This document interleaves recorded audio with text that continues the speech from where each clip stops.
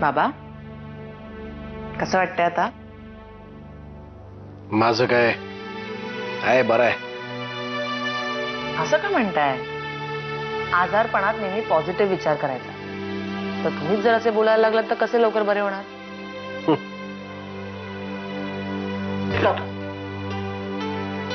बाळा, नुसतं पॉझिटिव्ह विचार करून कसं बरं वाटेल?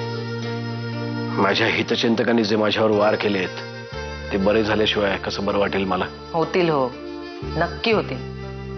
माझे बाबा खूप स्ट्रॉंग आहेत.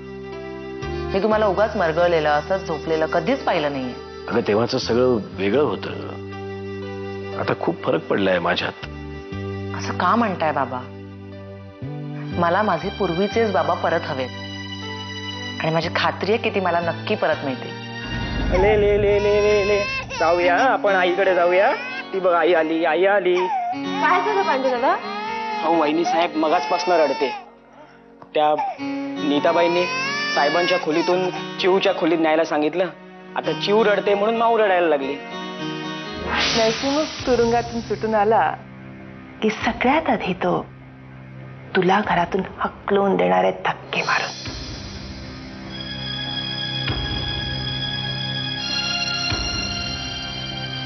आणि इनकेस जर त्यांनी तसं केलं नाही ना तर मी त्याला भाग पाडीन तसं करायला.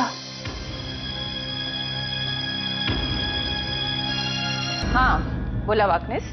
एक आनंदाची बातमी आहे. महिमावतीला अटक झाली आहे. काय? कुठे कुठे सापडली ही बाई? लंडनला पळून गेली होती. तिथून अमेरिकेला पळून जाण्याचा विचार होता तिचा. विमानतळावरच अटक झाली. दिस इज रिअली अमेझिंग. सीआयडीने ही केस इतक्या लवकर क्रॅक केली. आणखी एक आनंदाची बातमी तुम्हाला द्यायची आहे. वाकने, आज काय तुमच्याकडे गुड न्यूजचं भांडार आहे का? आता तसंच म्हणावं लागेल. एसीपी नीलम महाजनांना डिस्चार्ज मिळालाय. ही आणखीन एक चांगली बातमी.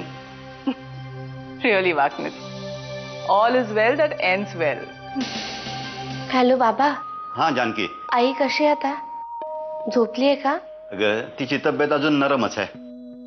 पोरी, अगं दुपारपासून आपलं लाईटचं आणि पाण्याचं कनेक्शन तोडलंय. मी ग्रामपंचायतीच्या ऑफिसमध्ये जाऊन आलो, पण तिथे कुणीच काही ऐकायला तयार नाही. मी ती समधी बिलं पण त्यांना दिली, पण त्यांनी मला हाकलून लावलं बघ. मला सांगा, वस्तीतल्या सगळ्याच लोकांची वीज कापली आहे का? नाही, फक्त आपल्या घराचंच पाण्याचं आणि विजेचं कनेक्शन तोडलंय. पण असे कसे वागू शकतात ते? आपल्याच घराचं वीज आणि पाणी कसं काय तोडलं त्यांनी?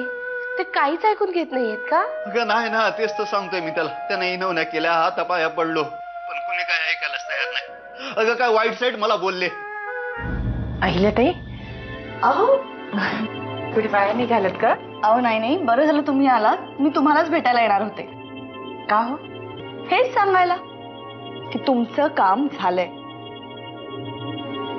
त्या सुभान पवारला 440 वॉल्टचा धक्का द्यायची तयारी केली. त्याच्या घरचं विजेचं कनेक्शनही कापलंय आणि पाणीही कालपासून बंद केलंय. गुड. आणखी एक महत्वाची माहिती मिळाली आहे मला. त्या सुभानची बरीचशी जमीन एका सावकाराकडे गहाण. त्याचे कागदपत्र त्याला कधीच मिळू नये याची सुद्धा मी खबरदारी घेतली आहे. पण अहिल्याताई, मला एक गोष्ट कळत नाही. हा सुभान पवार नरसिंहाचा सासरा आणि नरसिंहाच्या एका फोनवर तो फालतू सावकार त्याच्या पायाशी येऊ शकतो ग. आणि तरी नरसिंह काहीच करत नाहीये. भाऊजींनी केलंही असतं, पण काय करणार? गावातला स्वाभिमान आड येतो ना. भीक कशी मागणार? पण डोंट वरी, त्यावेळी जे केलं नाही ना ते आपण आत्ता करायला लावू.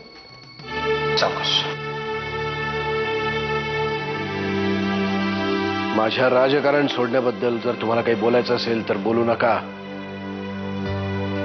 मी माझ्या निर्णयावर ठाम आहे.